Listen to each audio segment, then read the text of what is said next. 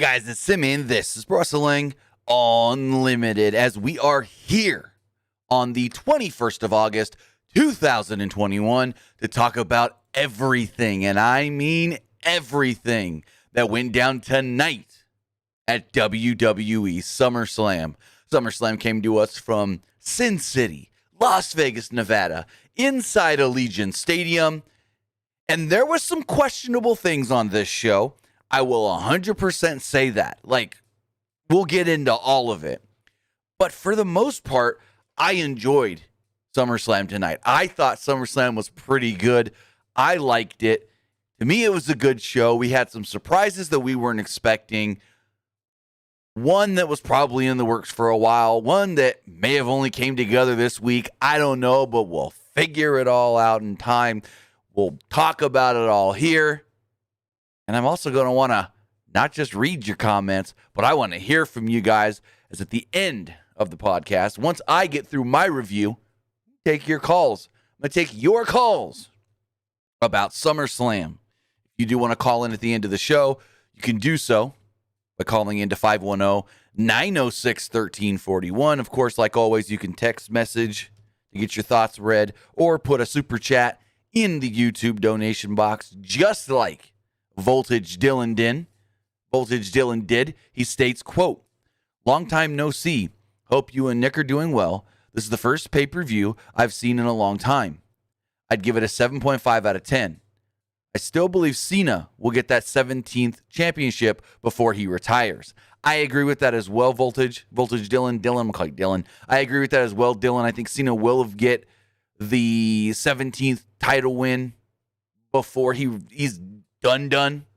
I think it's inevitable. But as far as saying this show was a 7.5, oh no. I would go 8.5 at least, if not a 9. I really enjoyed most of this show. I'm trying to think and stuff, but I'm going to say it. I really enjoyed most of this show. There's some, again, questionable things they did. And, yeah, we'll just stick with that. And we'll talk about it all as we get going. But I want to say thank you for joining me here. Twitch.tv/PWU Unlimited. YouTube.com/Pro Wrestling Unlimited. Remember, if you are watching live, you can help us out on Twitch by hitting that donate button down below or donating Twitch bits in the live chat. Also, remember, you can subscribe to the channel here on Twitch one of two different ways. You can either subscribe with a tiered subscription or you can subscribe with Amazon Prime, because if you have Amazon Prime, then you have Prime Gaming. Prime Gaming gives you one free subscription to any Twitch channel you want to subscribe to throughout the month. And all you got to do is link your Amazon account to your Twitch account. Hell, it doesn't even have to be your Amazon account. It can be your mom's, your dad's, your brother's, your sister's, your girlfriend's, your boyfriend's, your uncle's, your cousin's, your neighbor's, the guy that works at Starbucks down the street that you're kind of close with. It could be anybody's Amazon Prime account. All you got to do is link it to your Twitch account, and then you could subscribe to us right here, Pro Wrestling Unlimited, for no extra cost. On the flip side, though, if you're watching on YouTube, you can help us out in the live chat with a super chat donation, just like Voltage Dylan did, or a super sticker donation, just like Greg Bryson did. Really do appreciate those. Also, remember, you can subscribe to the channel as a channel member. You can subscribe you can subscribe to get early access to news, early access to podcasts, early access to non-news videos, and so much more. And the most direct way you can support us here is by heading over to patreon.com/PW Unlimited. So with that, we've got SummerSlam. We've got SummerSlam to talk about. This show was nuts. This show was wild. This show was a little what the hell at times as well, though. Also, remember, guys, like I said, we will be taking calls at the end of the show. If you are watching live, the number will be scrolling across the bottom of the screen down here, as well as I will periodically put it in the live chat for you guys as well. Again, will not be taking those calls till after I finish up with my review. We got SummerSlam here. Allegiant Stadium. 51,000. What's the number again? Hold on, I can pull it up. 51,000. 51,326 people in attendance. And this place looked pretty packed. So we had the pre-show. And on Peacock, they don't do two different videos for such and such pre-show, such and such main card. It's just one thing. So people are confused. I'm getting tweets going, does SummerSlam really start at 4 Pacific? Does SummerSlam really start at 4 Pacific? And I'm like, nah, calm down. No. They just lump the kickoff show and the main show all in one thing. So that's the thing. Also, my Peacock was like 2 minutes behind for most of the show. So when I'm getting tweets going, Roman won. What do you think of Roman winning? I go, Roman won? I haven't seen that yet. What Roman, huh? And then all of a sudden, I got a tweet that goes, Brock Lesnar's back at Timmy Buddy. What does this mean for Paul Heyman? And I go, Brock, what?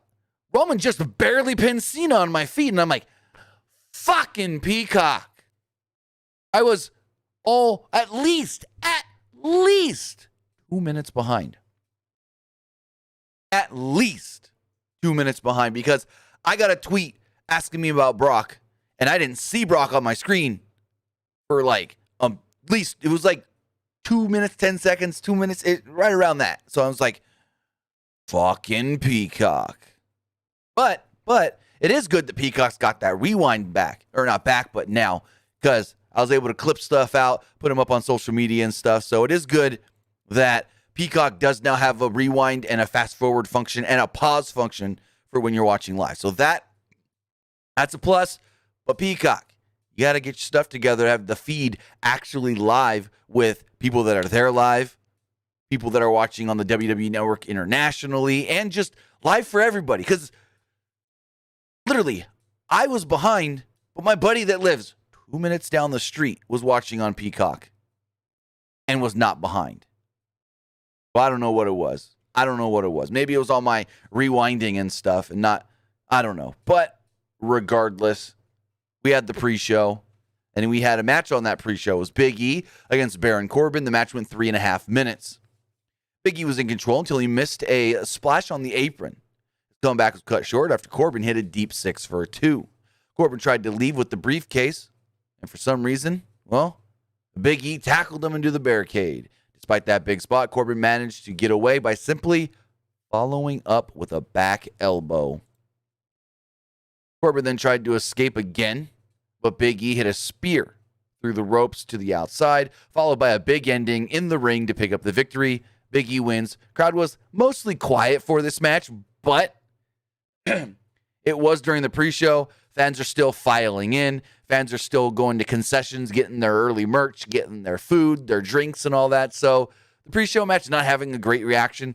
There was a slim semblance of a pop when Big E won, but the crowd not having a great reaction for this is justified because it was early on. People were still getting to their seats. People were still in line for food and drinks and whatnot.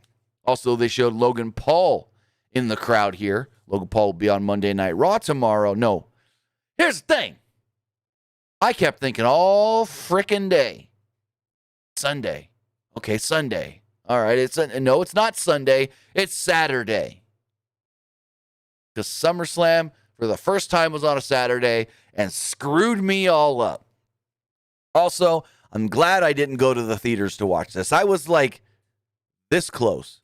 Not this close. I was pretty close. Because I took my kids at 10 o'clock this morning to go see the Paw Patrol movie.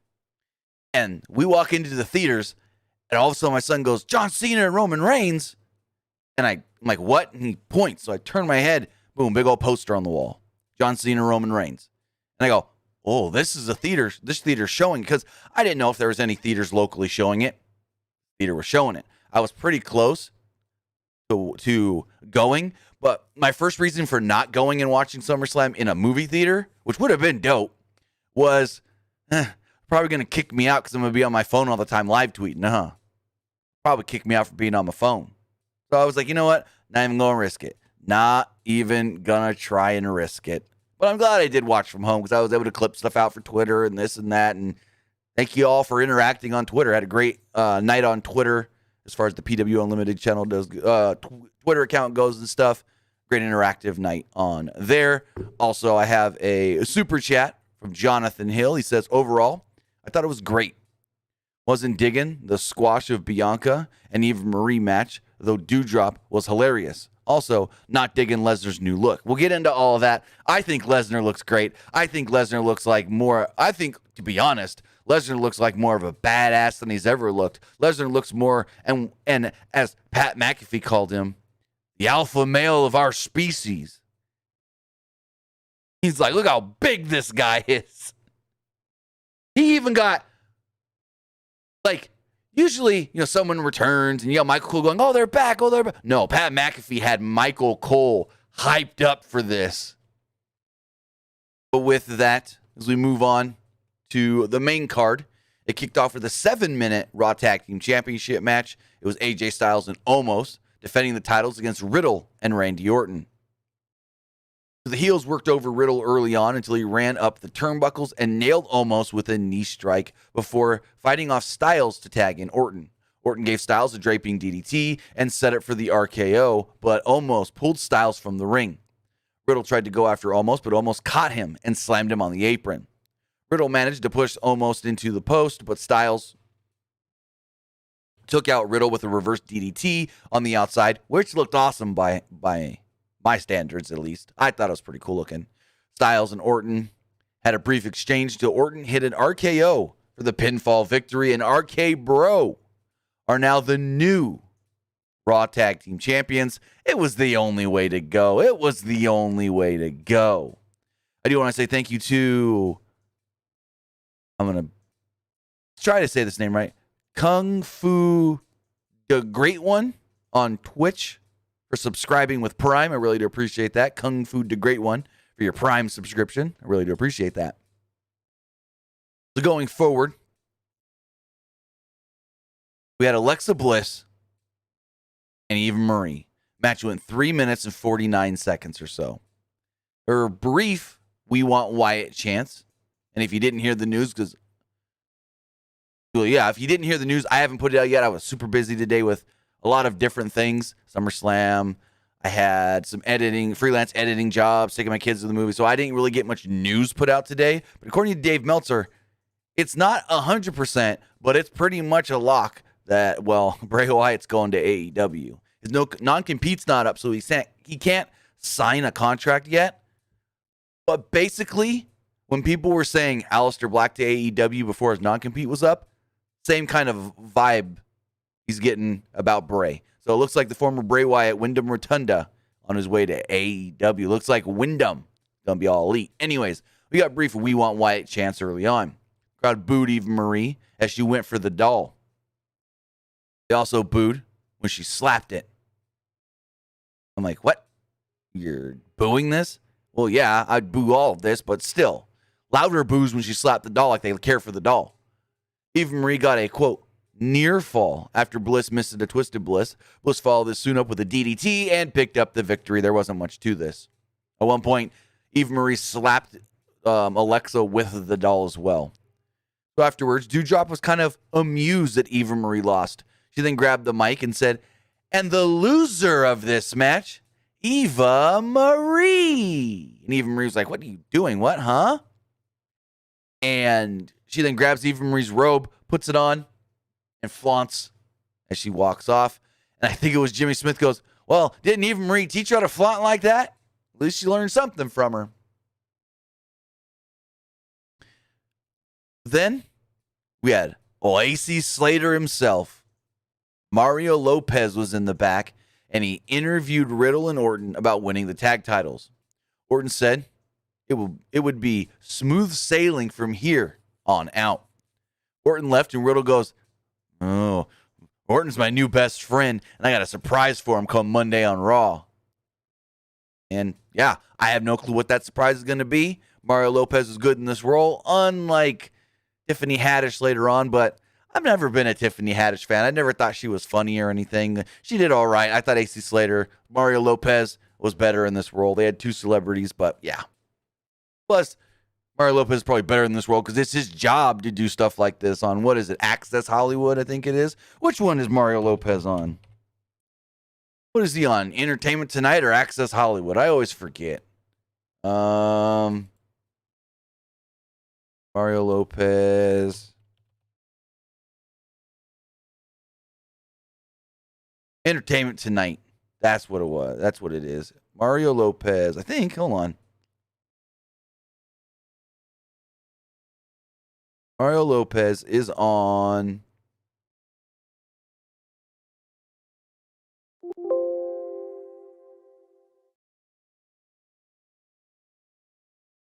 Which one is he on? Let me know, chat. I always forget. Access Hollywood. Okay, gotcha.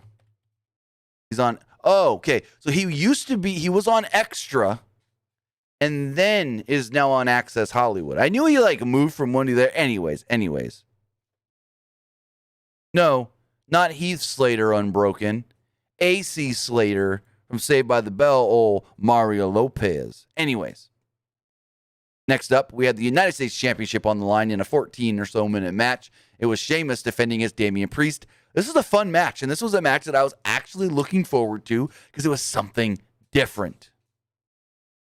Early on, Priest took out Sheamus with a dive where he does the whole step up the ropes and then does just a front flip but doesn't really fly with it. And he landed hard on his lower back and tailbone, hard, to where when he stood up, you can tell that he was oh, that didn't feel good. And he grabbed his lower back and was kind of looking around and then just fought through it. Sheamus blocked a spinning kick attempt at one point and drove Priest into the post.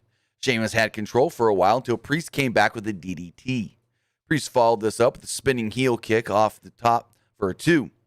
Sheamus used a rolling senton and went to the top. Priest tried to block. Sheamus yanked him over the top before hitting a flying clothesline and an Alabama slam for a 2. Sheamus then headbutted Priest with the metal mask after he yanked it off of him and went for a brogue kick, but Priest countered with a jumping knee and a sit-out chokeslam for a 2. Priest tried a springboard move, but Sheamus caught him with a knee strike, heavy-looking knee strike. Only got a 2 off it, though. Sheamus applied a heel hook. Priest sat up, looked at Sheamus, said, "No, you don't," and yanked the mask off his face and hammered away at his face as Sheamus started yelling, "My nose, my nose." Priest then followed this up with a spinning heel kick and the Reckoning to pick up the victory and become the new WWE United States Champion. Crowd got a little quiet here. From partway into this match and whatnot, and yeah, they came back a little bit during the next match. It was the Usos defending the SmackDown Tag Team Championships against Rey and Dominic Mysterio. The Mysterios, well, first off, in the back, Rey once again told Dominic not to get overconfident and cocky. The Mysterios took out the Usos with dives early on, and Dominic followed this up with the Three Amigos on Jimmy Uso, which led to an Eddie chant from the crowd. However, Jay had made the blind tag, and he shoved Dominic off the top rope to the barricade to take control. Dominic fought back and made the hot tag to Rey, who gave Jimmy a DDT for a 2. Jimmy came back with a super kick for a 2. Rey tried a springboard move, but Jay super kicked him and hit an Uso splash for a near fall. Dominic went after Jay, but Jay dropped him on the apron. Jimmy then missed a splash. Rey followed up with a 619. Rey tried the frog splash, but Jimmy got his knees up and hit a super kick. Jay tagged in, and they each hit super kicks. Jay hit a splash on Rey on, I think it was his back. He rolled him over, pinned him, and the Usos retained the tag team titles, which fully expected. Bloodline ain't dropping them belts if Roman ain't dropping them belts. If they're all going to have the belts, they're all going to have the belts. Because it was a really cool visual when we went into the main event where Roman's standing there, Heyman's next to him, Roman's got his lay on, Heyman's got a lay on, Heyman's holding the Universal belt, and the Usos are like this with their tag titles. Great visual there. Also, speaking of entrances, it's a little scoop for you guys I haven't seen anybody else report. So the reason we had so little of what you would call a stage, because WWE actually didn't have much time to go in there and set stuff up. You guys didn't know, the Las Vegas Raiders actually played in the stadium this past Saturday, last week, 7 days ago. The WWE couldn't go in there and do anything. WWE usually, when they go to a stadium, likes to have a week and a half to 2 weeks to do whatever they want to do. WWE couldn't go in there till at least Monday. Game was on Saturday night. The next day, after everything was cleaned up from the football game, the grounds crew had to go in, pull up all the grass. WWE don't do that. They have their own people that does that. Pull up all the grass. I was told that WWE was not able to get in there till Monday. They knew they were going to have a quick turnaround, so they didn't set up anything big. And it was a good thing they didn't try to rush stuff, because then come Tuesday, unexpectedly, they had to stop any construction they were doing because the Las Vegas Raiders held a press conference in the building, and they couldn't do construction they couldn't have been doing any work while that press conference was going on. So, again, they knew they weren't going to have as much time as they normally did to get the stage and everything put together, so they went minimalistically. And it was a good thing they did, because they actually lost half a day on Tuesday because of the Raiders stuff with the mask mandate and COVID and all that. So, a little scoop for you guys. I hadn't seen anybody else report that, but I was told Tuesday that WWE is a little upset that they didn't have as much time as normal to get the building ready. And then I was told today that I was literally told, quote, actually, let me pull it up, the message I got. Quote, officials are very happy that they went with a minimalistic look for the stage because they actually lost half a day on Tuesday due to the Raiders press conference. So, yeah. So going forward, where was I? Tiffany Haddish interviewed Damian Priest. He said he was happy to have beaten the bully and was proud to be the new U.S. champion. He then had a line that he says, most people say that this is not the land of opportunity. But I can say that this is, because I have gotten this opportunity. Myself, coming from the small little area of New York that I come from, I have gotten an opportunity, and I've taken that opportunity. So he said the line, people say that this is not the land of opportunity. But I think it is, because I got the opportunity and I seized it. That was interesting. An interesting line there. Going forward, Rick Boogs, I guess they had to fill for time. Rick Boogs came out, played Nakamura's theme, introduced Nakamura. Nakamura came out. Pat McAfee danced on the announce desk. Boogs and Nakamura joined him, and they all had a grandiose time. So we learned that, well, the Sasha Bianca match ain't happening. Whatever they had planned here, it got cut. Like the time and everything, because they didn't go as long as they were expecting to go. I'm going to say it right now. 7, for everybody that goes, man, how long have they been holding on to Becky for SummerSlam? How long has this been in the plans? Less than a week? 7 days ago, they thought Sasha and Bianca was going to happen. Not yesterday's SmackDown, but the previous SmackDown, everything was fine. Everything was hunky-dory as far as Friday the 13th goes. But then we go Saturday the 14th, and something's up. No Sasha Bianca at the live event in North Carolina. Then we go Sunday the 15th, something's up. No Sasha Bianca live event, South Carolina. And throughout the week, they're still promoting Sasha Banks, Bianca Belair for the title. Sasha Banks, Bianca Belair from the title. Mike Johnson of PW Insider reports, hey, the match seems to be on. I've been told things are looking good. Then, 2 days later, Mike Johnson comes and goes, never mind. Nope, Sasha ain't at SmackDown. Not a good sign for SummerSlam. Then, Wrestling Inc. reports today, Sasha ain't there. Sasha ain't wrestling tonight. And what happens? No Sasha Banks. So up to the moment Bianca Belair is in the ring, they're still promoting this match as Sasha Bianca. And some can say, well, that's false advertising if they knew she wasn't actually there.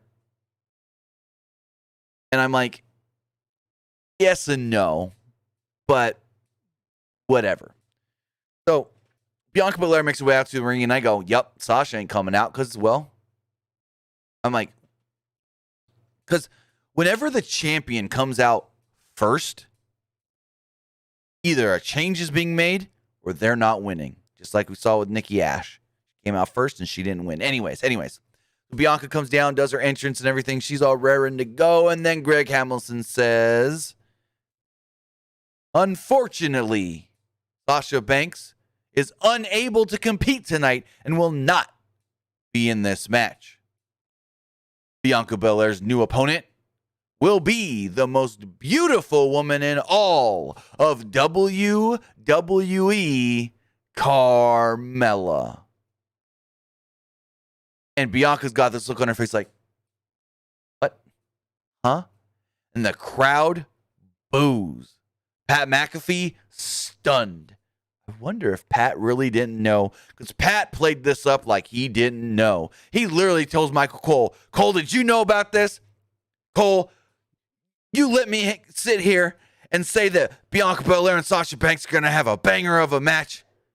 Did you know about this, Michael Cole, and let me look stupid saying that? And Michael Cole goes, hey, you knew what I knew. I had no clue what was going on here. So Belair's disappointed. She grabs the mic and says, you know what? This is going to happen one day. But I'll be fine beating her here tonight. It looks like the match is about to start. They look at each other. Bianca hands the ref the belt. The referee lifts the belt above his head. The crowd gets quieter and quieter. And as the referee's hands go to come down, to put the belt down, to say, ring the bell, we hear, whoa, whoa. Crowd erupts inside of Allegiant Stadium as the man returns at SummerSlam. Out comes Becky Lynch. She's wearing a shirt that says, the man is back in Vegas. And I get a fucking tweet going, so how long has the Becky return been in the works? I mean, she's got a T-shirt. And my response was, I can design and have that T-shirt printed in the next 45 minutes. Like, it's not hard to create a simple T-shirt like that and have it printed quick. They've had at least, from what I'm hearing, and this isn't 100%, but from what I'm hearing, they've known for at least 4 or 5 days, I ain't got Sasha. I don't know what is going on. I'm not going to speculate because that is not my business. I know my job is to tell you things as far as what's going on behind the scenes, but it is not my business to say why somebody is not at a show. I'm not going to speculate if they're hurt, if they're sick, if they've got an emergency in their family. I'm not going to speculate any of that because that's all personal stuff. If the company wants to put it out, if she wants to put it out, then I'll tell you, hey, this is why. But I'm not going to, especially with what everybody keeps trying to say it is, no one's been able to confirm it. So anyways, Becky makes her way down to the ring. Crowd's going ape shit bananas. And she gets in the ring, looks at Bianca. She looks at Carmella and she kicks Carmella in the gut. She then tells Bianca, hold on, I'll be right back. She gets out and beats the ass of Carmella a little more before jumping in the ring. Becky grabs the mic and says she and Belair should blow the roof off this joint. Bianca thinks about it for a minute. They're staring at each other, and the ref's just looking like, what am I doing? Am I ringing the bell? Are you guys actually going to fight? And finally, Bianca goes, let's do it. So the ref's like, all right, ding, ding, ding, ring the bell. 25 seconds later, the match is over. Becky wins with the fucking manhandle slam, the rock bottom. She offers a handshake to Bianca Belair. Bianca goes, okay, I can take that handshake. She goes to reach in for the handshake. Boom! Becky clubs her with an elbow. Forearm to the face. Grabs her with a manhandle slam, a rock bottom. Pins her 1, 2, 3. Match goes 25, 26 seconds. Yikes. What the hell? Half the crowd pops. Like, it was a good pop, but it wasn't the full crowd because they were stunned. They thought they were going to sit there and witness a fucking real Bianca Belair Becky Lynch match. Becky celebrates with the belt. She starts yelling, "I'm back, I'm back." Pat McAfee's like, "Yeah, you are back, Becky." Bianca's in the corner trying not to cry. She gets out of the ring. She goes to walk up the ramp. Cameras are still on her. She's still dumbfounded as we are. I'm going to say kudos, Bianca Belair. She played this like a top-tier actress would. Like she played this. Give this woman the Golden Globe or the Academy Award. Because Bianca Belair played this and sold this and reacted to all of this tremendously. Next movie WWE has that needs a lead female, put Bianca Belair in it. Because she was great here. From the way she was confused, no Sasha. Oh, I got to take on Carmella. Then Becky comes out and she's more confused what's going on. Then the way she kind of pondered about, do I accept Becky's challenge? Then the way she sold it at the end when she's sitting in the corner. Like, holy crap. Cowboys vet says turn Bianca heel. No, Becky's the fucking heel. I'm going to say it right now. Becky's the heel against the babyface Bianca. And because, like, Becky Lynch is just a phenomenal, not many females better than her as being a babyface. But there's something about her that I think we can see a Bayley shift here, where I think she can be just that tremendous, cocky, don't fuck with me, I don't give no fucks heel. Kind of like we saw with Bayley, where we go, Bayley's the greatest babyface of all time as far as women go. She can't be a heel. And then she was better as a heel than a babyface. Oh, no. Give me heel Seth, heel Becky. And let's have them take on Edge and Beth Phoenix. We'll talk more about that later. But Becky with Seth, the Drip King and the Drip Queen. Oh, how great would that be? How great would that be? Speaking of great, WWE had a great little moment here. They introduced 2 Olympic gold medalists, Tamara Mensah Stock and Gable Steveson. Both won the gold medal in wrestling for the US of A. WWE brought them out, touted them. They both want to go to WWE. Steveson, though, is the smarter of the two. Because Tamara won the gold medal. She was interviewed by NBC Sports. She's like, yeah, I want to go wrestle for WWE now. But Gable Steveson, he's playing all the sides. He keeps saying, do you want me to go to WWE? Where should I do? I think he's even tweeted about AEW at one point. Like, this guy is smart. But for some reason, he didn't come out with his medal. I don't know why. She came out with hers, and then she kept egging him on. You want to do a backflip? Come on, give us a backflip. Gable, you want to do a backflip? But he didn't do one. At least not that we saw on TV. But this was a great little segment for WWE. It was about a minute or two long. Wasn't like over the top or anything. They brought him out. They let him say hi to the crowd. You're Olympic gold medalist. We could have the first ever female Olympic gold medalist in WWE soon.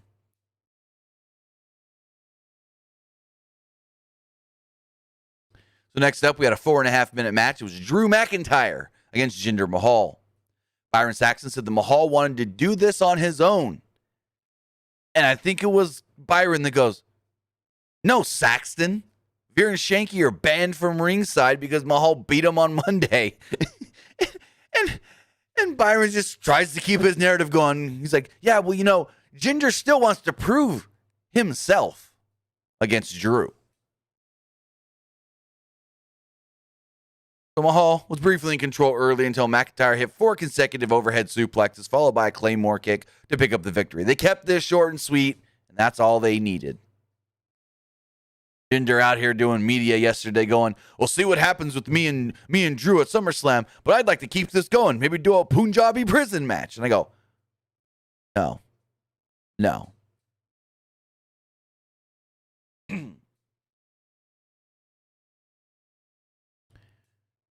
Going forward, Veer and Shanky entered to help Mahal out of the ring, and as they left, McIntyre took a swing. And I think somebody on commentary, may have been Jimmy Smith, said, Shanky almost got shanked. I was like, oh. Next up, we had a triple threat match for about 13 minutes for the Raw Women's Championship. It was Charlotte Flair, Rhea Ripley, and Nikki ASH. And like I said, when the champion comes out first, it ain't going to go well for the champ. And it didn't go well for Nikki. So, I believe, correct. I need to send a text message really fast. Hold on, guys, because I have a theory here.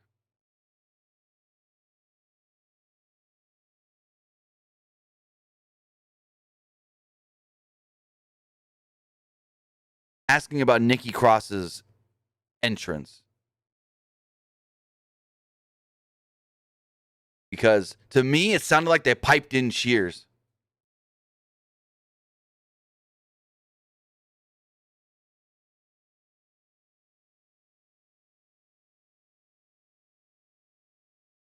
All right, see if we get a response to that. Because I'm texting my buddy that was there live. He was in the media suite, which the media people got taken care of. They had nice little suite, a nice suite that they were all in. They had places to plug in their phone and laptops, and they had catering. The media people got taken care of tonight. Anyways,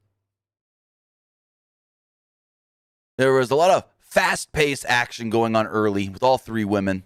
There was a big spot early on where Charlotte Flair had Nikki Cross in her arms for a fall-away slam, but Ripley grabbed Charlotte and brought them both down with a German suplex. I think we've seen her do this before.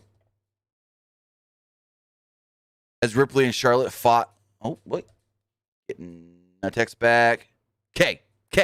So I asked, did Nikki get a good reaction from the live crowd? On TV, it sounded like fake cheers. His response was, she did not. When she held the title up, not a huge cheer. Very Miz. Oh, she got like a Miz. Oh, mixed. Never mind. Very mixed. It sounded on TV. He said Charlotte Flair got a big reaction. Interesting. Charlotte Flair also won. Shows you that maybe that WWE is not fully off when they're pushing Charlotte Flair so heavy. Interesting. So, like I said, Rhea did the German suplex as Ripley and Charlotte fought on the outside. Nikki wiped them all out with a flying cross body.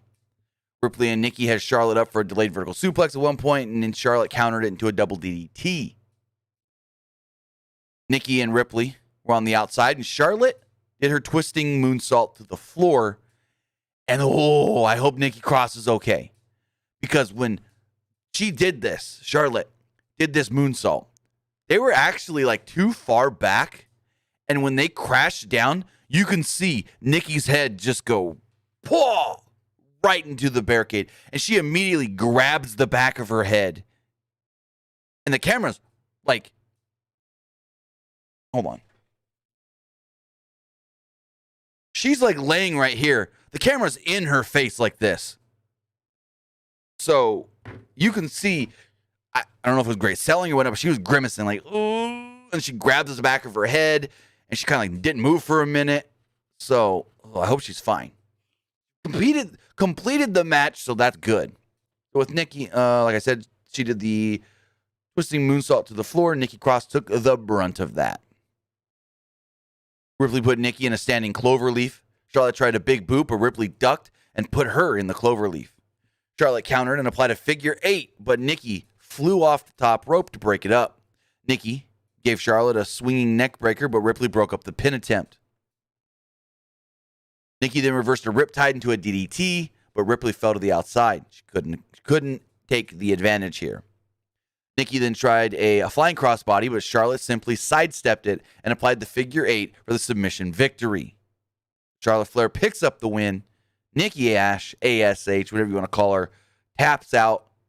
Charlotte Flair is now a 12-time, count them, 12-time, 10 to 12-time women's champion in WWE. That's not even counting the NXT championship. So technically, I'm gonna double check this, but she should be 14. Hold on. Charlotte Flair, title wins. It is 6, 7, 8, 9, 10, 11, 12, 13, 14. If they count NXT, which they weren't counting a year ago, it should be 14. Going forward, we had Edge versus Seth Rollins, and was this great. From the get-go was this great. First off, Seth Rollins makes his way down to the ring, wearing a nice black ensemble with gold trim. I can't remember exactly the reference Michael Cole makes, but he dates himself. And then he shows how much younger Pat McAfee is, because he's just like, who? What? Whatever you called him. I don't know who that is, Cole. Seth's in the ring, takes off the jacket, puts it down, looks off to the crowd, and we hear, hey, hey, ding, ding, ding, ding, ding, ding, ding, ding, ding, ding, ding, ding. And the Brood music plays. Fucking Edge rises from the ground. I don't know how they did this from the stadium floor.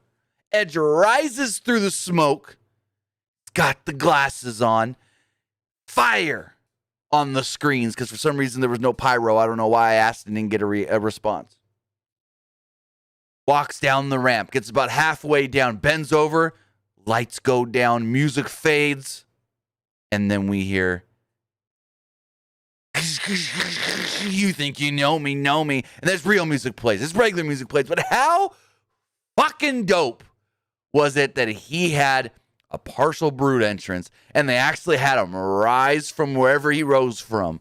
This was fantastic. I loved it, and I loved this match. This match was phenomenal. Went 21 and a half minutes, and it could have gone longer. It could have gone another 4 or 5 minutes. I was enthralled. Edge was in control early on until Rollins drove him into the post before smashing his head and neck into the steel steps. Rollins continued to target the neck by hitting a neck breaker in the ring. Rollins then hit a sling blade and set it for a stomp, but Edge rolled into the corner. Rollins remained in control and hit a flying knee. Michael Cole called it a glancing blow, and Pat McAfee goes, well, yeah, when Rollins came off the ropes to hit that knee, Edge turned his body, so Seth missed most of it. Edge then came back with a flapjack, but Rollins knocked him off the turnbuckle and hit a frog splash for a 2. Rollins again set it for a stomp, but Edge rolled to the corner. They battled for position until Edge nailed a swinging neckbreaker off the top. Crowd gave them a great applause here. Edge hit a clothesline, a big boot, and an execution DDT to pick up the victory. He followed this up with the Edge-O-Matic for a 2. Rollins then came back with a suplex into a Falcon Arrow for a 2. Edge avoided a curb stomp and reversed a pedigree to a glam slam for a 2. I love him doing the glam slam. Little tribute to his wife, Beth Phoenix. Or as Santino would call her, oh, the Glam-a-Lamazon, Beth Phoenix. Gotta love Santino and Beth. That was some great shit. Anyways, Edge went after Rollins, but Rollins dropped him with a neckbreaker on the ropes. Rollins went for a stomp on the apron, but Edge avoided it and speared Rollins to the outside. They did the Big E spot. Edge then drove Rollins into the side of the ring and covered him back in the ring for a 2. Edge then slowly went for a spear, but Rollins caught him with a pedigree for a near fall. And on commentary, they tried to say, we've never seen Michael Cole said, we've never seen a spear countered into a pedigree.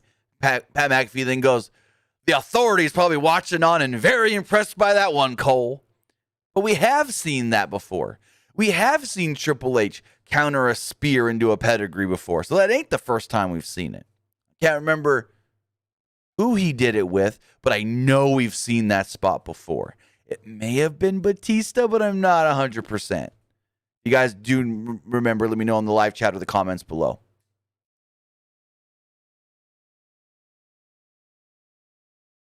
Rollins then tries the Phoenix splash, but Edge dodged and hit a spear for a near fall. Crowd then went and chanted, "This is awesome. This is awesome. This is awesome. This is awesome." Edge then goes for the unprettier, the kill switch Christian's move, but Rollins slipped out and clocked him in the back of the neck before hitting a thrust kick. Rollins went for a stomp, but Edge grabbed his foot and applied an educator. Michael Cole goes, "Oh, Edge is bringing out all the stops. He's now brought back the educator." And Pat McAfee's like, "The educator, the execution, the edge-o-medja, everything." Gotta love it. Rollins then countered, and Edge caught him in a crossface. Rollins tried to fight out, but Edge responded by smashing Rollins' face against the mat repeatedly. Edge reapplied the crossface, and Rollins had no choice but to tap out. Edge picks up the big victory tonight. This was great. This match was so good. So good. Mike Rome lets us know that tonight's attendance is 51,326, breaking the all-time SummerSlam record. I don't think it's the Allegiant Stadium record. They would have said it. I'll look that up. Stadium record.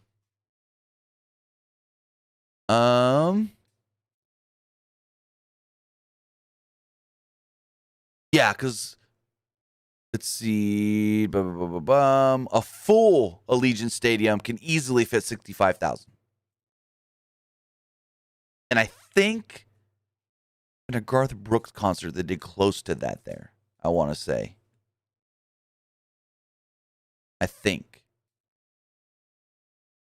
Going forward, we had a segment that we didn't need. A nothing segment with John Morrison, The Miz, and Xavier Woods, who thought he was Razor Ramon. No, Wolfpack Scott Hall, actually, if you think about it. John Morrison and Miz come out earlier in the night. They showed up on the pre-show in a big water truck. They're like, we got a, what they call it, we got a surprise for everybody in attendance or whatever. That played into nothing later on. It was stupid. So,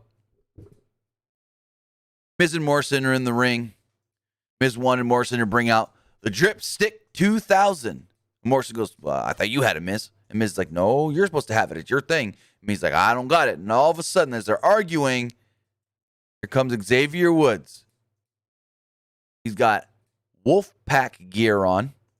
He's wearing Scott Hall like vest. He's got his hair all slicked back or whatever. And he's like, "Hey, yo." Got the toothpick.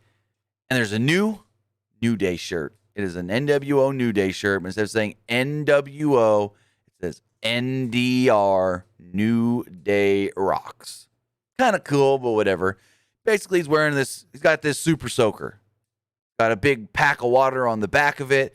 And he rambles on for a little while. Woods made a few Scott Hall references. The crowd either didn't get it or didn't care. Probably didn't care. Then eventually he just soaks Miz and Morrison to a completely silent building. New Day always gets a great reaction, but this was so garbage that Woods got no reaction because nobody knew what this was and how to react to this. But there was foreshadowing to something like this back on Monday. So back on Monday on Raw, Miz and Morrison were in the back, kind of dejected and kind of down on themselves, and New Day were behind them with this like sign or whatever that said, "Buy our shirt." So they teased that something's coming up with Miz Morrison and the New Day, and it all started up here. But this was bad. You know what else was bad? The 7-minute and 12-minute match that could have been better than it was, but they just booked this to be stupid.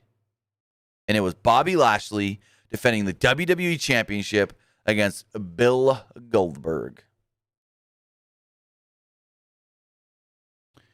Lashley went for a running shoulder tackle, but Goldberg didn't budge. He no-sold it. Goldberg knocked down Lashley with a running shoulder tackle of his own and hit a couple of body slams. The crowd lightly booed as Goldberg posed for the crowd. You know, he's supposed to be the babyface. Lashley fought back and set up with a jackhammer. Goldberg blocked it. Goldberg blocked him, and Lashley hit a flatliner. Lashley then went to the top, which everybody was stunned. Like, Bobby Lashley never goes to the top rope. What is this? And Goldberg just grabbed him and threw him down. Goldberg set it for a spear. As the crowd booed, and MVP pulled Lashley out of the ring. The crowd chanted for MVP because they're like, yeah, we don't want Goldberg to have an advantage in this match at all. Goldberg then speared Lashley on the outside. Lashley rolled around for a minute, and MVP clocked Goldberg in the knee with the referee distracted, and we move on from there. Lashley starts attacking the knee. Lashley went for the hurt lock, but Goldberg powers out. Lashley goes for a chop block. Goldberg rolls around in the outside of the ring, selling the leg and the knee. Lashley hoisted him up and drove him leg first into the post. Lashley did it again and then pushed him back into the ring. He set him up for a spear, but Goldberg was down selling, couldn't stand, and the crowd's booing and booing and booing. Boo! The referee's checking on Goldberg. Goldberg tries to stand up, can't put any pressure on the leg. And then what happens? The ref goes, nope, it's over. Can't do it. He can't compete.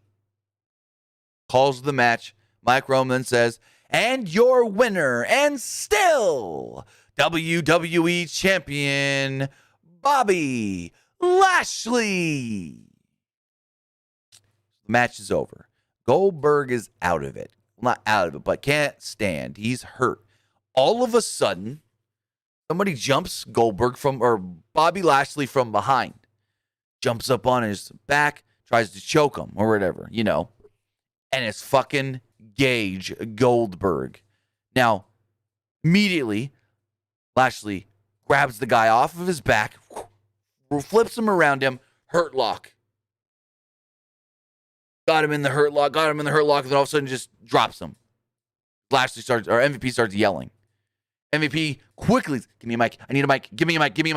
And he just goes, hey, just want to say, there is no way that Bobby Lashley could have known that was Goldberg's son. Somebody attacks him from behind and he's just defending himself. There is no way that he could have known that was Goldberg's son. So they're trying to justify all this. MVP's just like, let's go. So they get to going. They get to stepping. Goldberg crawls over, grabs his son who's unconscious, and just yells, I'm going to kill you! I'm going to kill you! Or fucking keeping this alive. What the hell? We're getting more Goldberg Lashley. You've got to be fucking kidding me. You've got to be kidding me. We're getting more Goldberg Lashley. Holy fuck. When? I don't know. We got Extreme Rules. They announced that coming up on the 26th, I want to say. I can tell you right now. 26th. Also, it was announced WWE going back to Allegiant Stadium. When? WrestleMania? No, that's in Dallas next year. Maybe WrestleMania the following year? No. That's in Los Angeles, Inglewood the following year. 2024, WrestleMania in Vegas, Allegiant Stadium? I don't know. But they're going back in 2022, whether that's July 2nd or July 3rd. But they announced 4th of July weekend, 2022, Money in the Bank inside Allegiant Stadium. Yeah, they're doing it, ladies and gentlemen. There's the possibility of 2 stadium shows back-to-back in the U.S. for the WWE next year. July, August. Money in the Bank, SummerSlam. There is going to be at least now possibly 3 to 4 stadium shows in the United States for WWE next year. You've got Royal Rumble. Looks like it's going to be in St. Louis. possibly in the baseball stadium. I don't know where else they got in St. Louis. They don't got a football team anymore. They still got the old football field they could use. I don't know.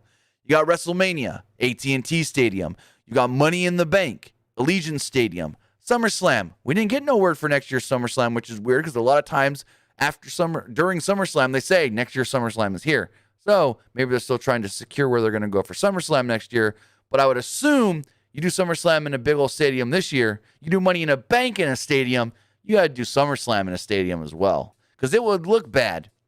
I think it might look bad if Money in the Bank does like 50,000 inside Allegiant Stadium, and then you go to I don't know, you go to the Staples Center in Los Angeles with 26,000. So we'll see.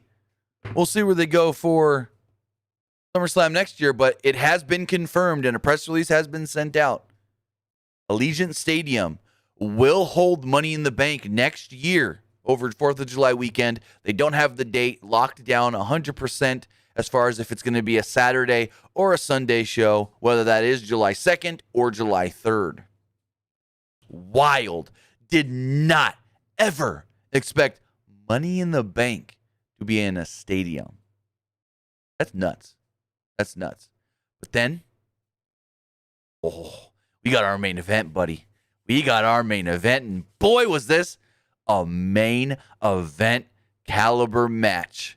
This match was built up with the hype it deserved, and I'm glad that it was Pat McAfee on commentary because this is, if you ever need a hype guy on commentary, if a wrestling company goes, we want somebody that can just hype up anything on our commentary, you look at a Pat McAfee and go, we need somebody like him because Pat McAfee is the ultimate hype guy in professional wrestling ever. I'm going to say it, ever. Because Pat McAfee knows how to get shit over.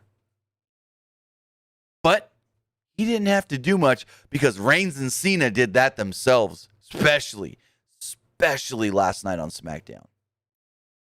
Early on, Reigns takes control and deliberately worked over Cena for a while. He methodically, slowly, he was working so slow that Pat McAfee kept saying, geez, this looks like a day off for our tribal chief. He took his time. He posed with the belt on the steel steps. Reigns was talking crap, just casually looking back at Cena going, yeah, you're down. Hold on, let me throw you in the ring really fast. Hoists him up for an AA. Cena does because Roman's taking too much of his sweet-ass time. Reigns counters and hits a DDT, though, and gets a 2. Reigns then stares at the camera and apologizes. Hey, Hollywood, sorry I'm beating up your guy. Cena tried to mount a comeback. Reigns cuts him off, right hand to the jaw. Cena tried to roll up for the 3rd time in this match. Reigns quickly kicks out, applies the sleeper hold guillotine. Cena broke free, drives Reigns into the corner. Cena follows up the clothesline and a shoulder tackle for a 2. Cena did the you can't see me taunt to Roman Reigns, which just got him caught in a guillotine. Cena then flipped it into a cover and Reigns kicked out and hit a Superman punch. Cena countered a spear by kicking Roman in the head before hitting a 5-knuckle shuffle.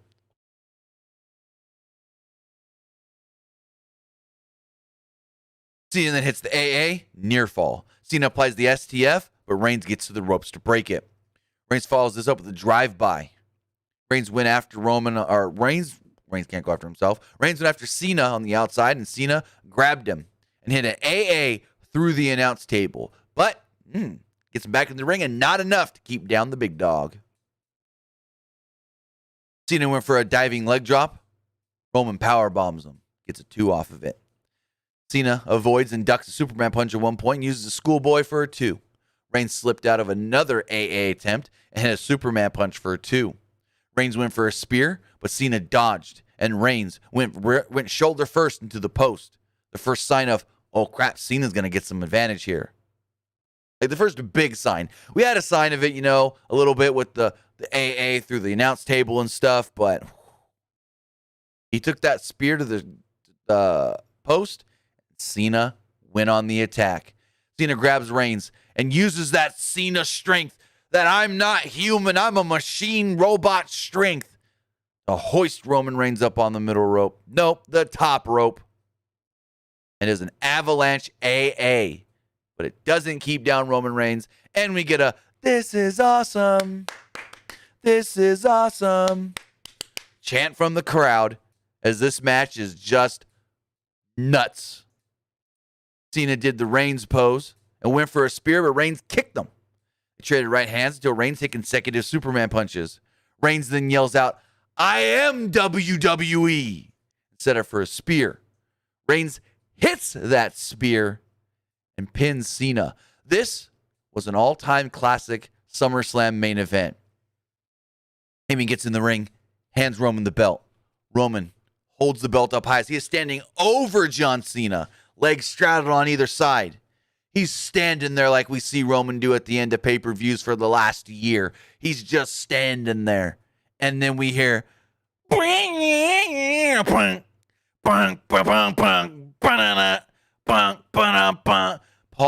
Heyman is scared shitless. He falls to his knees. His face is just like, "Oh no, what is going on?" Brock Lesnar comes out. Ponytail, full beard, and Roman standing there like, "This motherfucker gonna ruin my moment." And Paul Heyman is just down on his knees, clutching the Universal Championship. Clutching the Universal Championship. Lesnar soaks it all in because he's a consummate professional. He is a performer. He knows what he's doing. He soaks in the 51,326 cheers inside Allegiant Stadium. He walks down to the ring, as Pat McAfee tells us. This is the alpha male of our speed. No, he says, and I quote, "The alpha male of our species is back."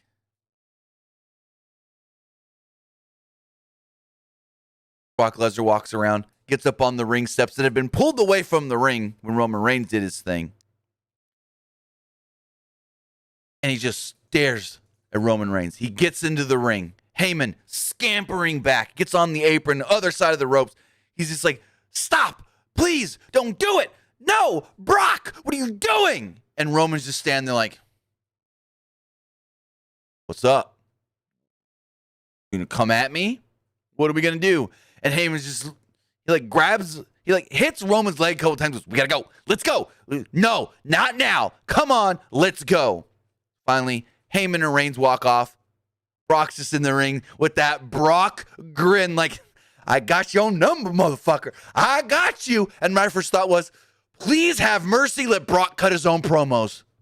Because we know he is such a great talker. He could talk shit with some of the best of them. Remember back in 2003, 2004 when he was WWE champion and he was cutting promos on guys like Kurt Angle and Bill Goldberg? And then remember back in the day when he was in UFC and he was hyping up all his own matches and he was cutting promos on everybody, just talking shit? Like, let Brock speak for himself. I get it. They might be scared that he goes off script, but I don't think he will because Brock is a pro. But if we get freaking Brock Lesnar cutting his own promo this Friday on SmackDown, God, that would be great. But now the question is, what does Heyman do? Are we going to get another Survivor Series 2002? You guys don't remember what happened at Survivor Series 2002. Paul Heyman was the manager, the advocate, the guy that was saying that Brock Lesnar can do no wrong. He is your WWE champion and he is the greatest thing to ever live. But he wasn't as loyal as we thought because in 2002 at Survivor Series, Paul Heyman screwed Brock Lesnar to help The Big Show win the WWE Championship. Now the question is, does he do it to Roman? Does he pull a Survivor Series 2002 and screw Roman Reigns out of the Universal Championship, helping his old pal Brock Lesnar? I don't know. And I am thoroughly intrigued by this. Thoroughly intrigued by what is gonna come of Brock Lesnar and Roman Reigns and where Paul Heyman fits into all of this. We knew it would eventually come to fruition. We knew it would. But I'm so intrigued. Like, I'm legit excited to see where this goes. Because I have a little faith that Heyman's going to get enough say to make this good.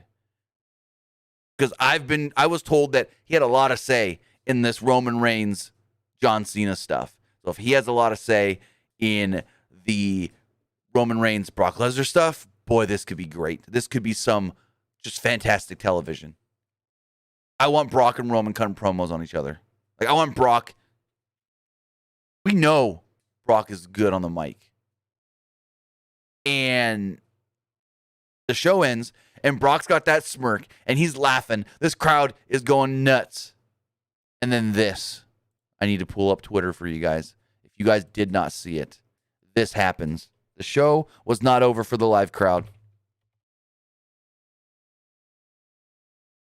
The show, I'll say it right now, was not over for the live crowd. Because what happened? What happened? Brock Lesnar went into business for himself. We got a video here from our own baby Huey, friend of the show, in the click. I'm going to play it for you right here.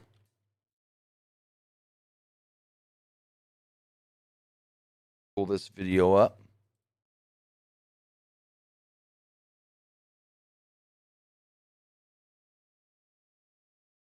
There we go. Brock Lesnar went and attacked John Cena. He took him to Suplex City and then gave him an F5.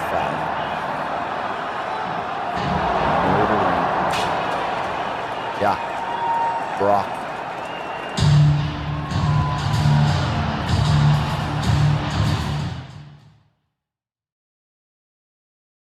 Attacked Cena afterwards. Could this mean something? I don't know. I don't know what this means. But it was a cool little thing for the live crowd.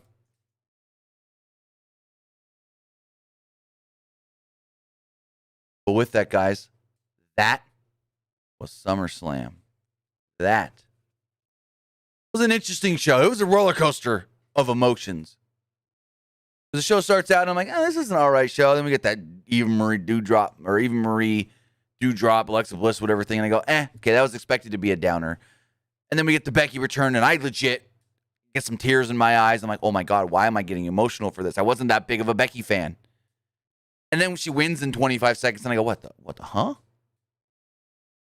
But then we get Edge and Seth. Whatever bullshit Goldberg and Lashley was. And then we get Roman Reigns and John Cena, which was a masterclass on heel versus babyface main eventing on a big show. Now, you guys have heard what I had to say about this show, but now I want to hear from you guys. I want to know what you guys thought of tonight's SummerSlam. I'm going to open up for calls now. With that, if you guys want to let me know what you thought of tonight's SummerSlam, you can do so by calling or texting in to 510. 1 second to switch something over here so that way it will work properly. You can do so by calling or texting in to 510-906-1341. Again, that number is 510-906-1341.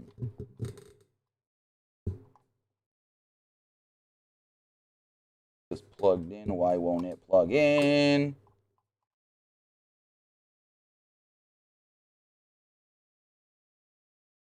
All right, there we go.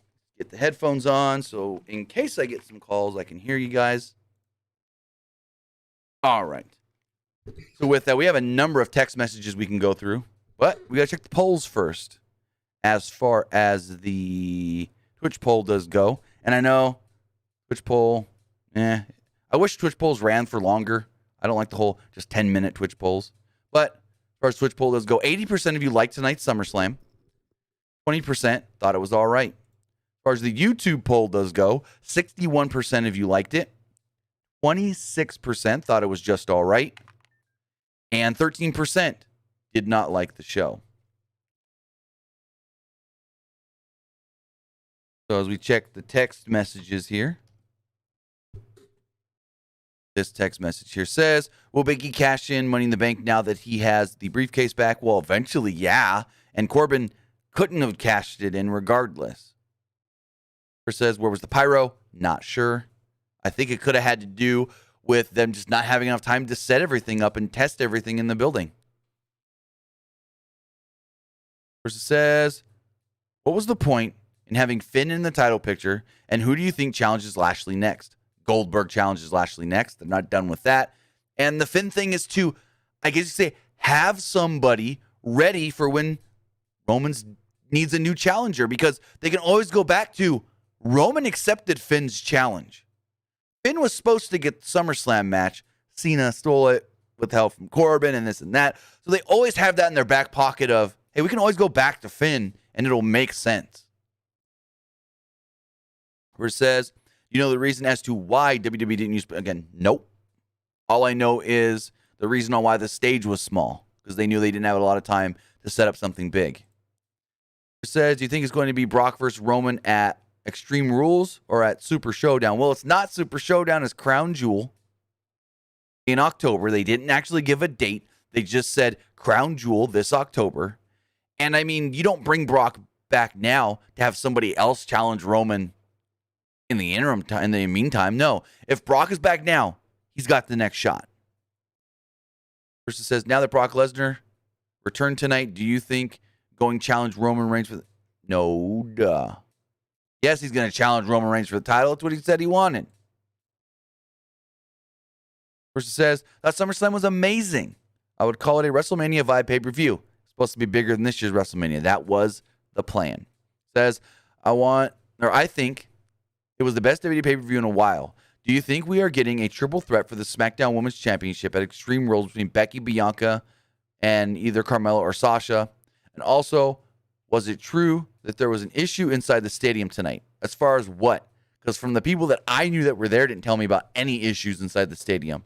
So unless you can elaborate, I didn't hear of anything as far as issues in the stadium, and I knew at least a handful, 5 or so people that were there live. Where says, what are your thoughts on Becky returning at SummerSlam, winning the SmackDown Women's Championship? I'm not against her winning the title, and I'm not against, everything that happened, except for how short the damn match was. I didn't appreciate how short the match was. But with that, we've got a call coming in. Let's take this call here. Caller, welcome to the show. Thanks for calling. What do you think of SummerSlam? Hello? Going once? Twice? Gone. Sounds like they were in a wind tunnel. This person here, and they're trying to call back. We'll give them one last shot. Caller, you're on the air. What do you think of SummerSlam? Hello? We're going once. Twice? And not taking that caller anymore, because now we know that's a troll call. This next text message here states, give me 1 second. Hold on 1 second, guys. I'm going to block this number so they don't call back, because when they get the calls, then I can't read the text messages.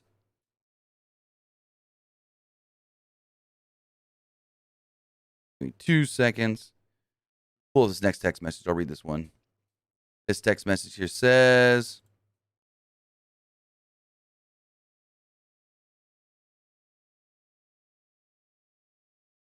was incredibly shocked that Brock Lesnar is back. When do you think he'll challenge Roman Reigns for the Universal title? ASAP. I think Roman and Brock should be like the thing going into SmackDown this week. I think that go into SmackDown, you say, hey, what the hell? Brock. I think Brock should open SmackDown, to be completely honest. That's what I think should happen. I think Brock should open SmackDown. How do I... Got it. All right. Now that person can't interrupt anymore. This next one says, do you think we see Bobby Lashley and Goldberg again after Lashley attacked? Yes, 100%. That's the entire thing. The entire reasoning for what they did was to keep Goldberg and Lashley alive. Keep it going, which is stupid. It says, you think we get Brock versus Roman at Saudi in October? Also did notice that on Peacock, you can pause the live. Yes, we talked about that. And no, you don't need to do this in Saudi. You've got a pay-per-view before Saudi. Do people not realize that Extreme Rules is the next pay-per-view in September 26th? We haven't even gotten a date for Extreme or for Crown Jewel in Saudi, other than, hey, we're going to Saudi Arabia for Crown Jewel sometime in October. I've heard late October, but who knows? The date that I heard last for Crown Jewel is October 25th or 26th. The last, I want to say I was told Thursday. It was a Thursday show. It'll be the 25th.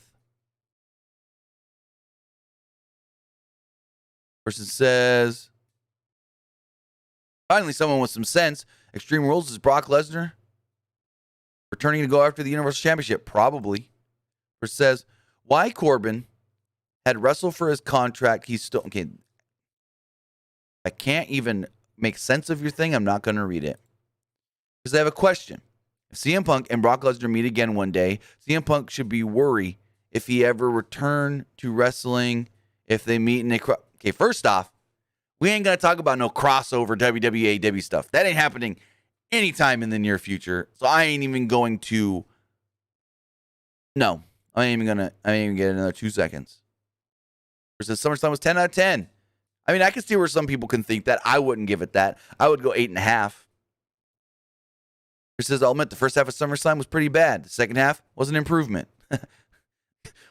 What a line. That's a great line. It says, do you think WWE pull all the stops because of CM Punk debuting in AEW, or just this was the Are you guys really kidding me right now? You guys really think that WWE only had Brock Lesnar come back because CM Punk debuted for AEW last night? Fuck no. Hell no. The Becky thing was to give people a make good because no Sasha. But the Brock thing had to have been in the works. I haven't heard if it was, but the Brock thing had to have been in the works for a while. My thing was, kudos on them for not letting this leak out. Nobody leaked out that Brock was there today, or that Brock is coming back, or that they're talking to Brock. Last we heard was Brock ain't talking to no one. That was like 2 weeks ago, that no one's talked to Brock recently. So kudos to WWE for keeping this under wraps as well as they did, the Brock Lesnar stuff. It says, so Brock next. Do we just forgot Finn was ever involved? No, I think they're going to want us to just forget it for now, but then remember in the future. Oh, hey, remember, Finn was supposed to get the SummerSlam match, so he's still there. He's still deserving. Saturday says, Finn is getting the shot at the belt next. He said it on Talking Smack. Yeah, that means nothing. That means nothing. And finally, this last text message. Guess we're not going to get any calls. That's fine. Says, why does Heyman, or who does Heyman pledge his allegiance to? That's the big question. I don't know. I honestly have no earthly idea. Because he's been as loyal to Roman as he's ever been to Brock. So, Versus Sears says, last text message, I honestly thought Brock will be the last feud before Roman and The Rock at Mania, kind of like the last big boss. Well, they're still not, they don't even know if they've got Rock. They hope they can get Rock for next year's WrestleMania. That's the plan. They want Rock to show up at Survivor Series because it's the 25th anniversary of his debut. They don't even know. From what I've been told, there are a lot of people that don't want that to happen, that don't want Rock to wrestle because they don't want him to get hurt again. Remember what happened? Rock hasn't wrestled since WrestleMania 29 when he dropped the title to John Cena. And what happened in that match? He got hurt and had to have emergency hernia surgery, had to push back the production and filming of Hercules, and cost that studio millions of dollars. So there's people that are saying, don't do it, Dwayne. don't do it. But with that, I do want to say thank you for joining me here. Twitch.tv/PW Unlimited. YouTube.com/Pro Wrestling Unlimited. I do appreciate everybody watching, talking SummerSlam with me, keeping the vibes going. Aaron Stewart says I wanted to call in. Well, I've been saying I'm taking calls for the last 12 minutes now. Got till I finish this wrap up. If I get your call, I'll take your call. Aaron Stewart, 510-906-1341. I'll let you be that one caller. Got to get it in before I wrap everything up. But with that, guys, I want to say thank you for joining me here. Twitch.tv/PW Unlimited. YouTube.com/Pro Wrestling Unlimited. Remember, we ain't done this weekend. We've still got NXT TakeOver 36 tomorrow. We'll be live here talking about NXT TakeOver. Then we go into Monday and Monday Night Raw. Then we go Tuesday for more NXT. Wednesday for AEW. Got a break on Thursday. Friday, SmackDown and Rampage. And then we finally get a good break next weekend. But with that, guys, we'll be live tomorrow night talking NXT TakeOver. I want to say thank you for joining me here. Have a great night, and I'll see you next time. Aaron Stewart, I tried to stretch that out as long as I could. You didn't call in. Have a good one.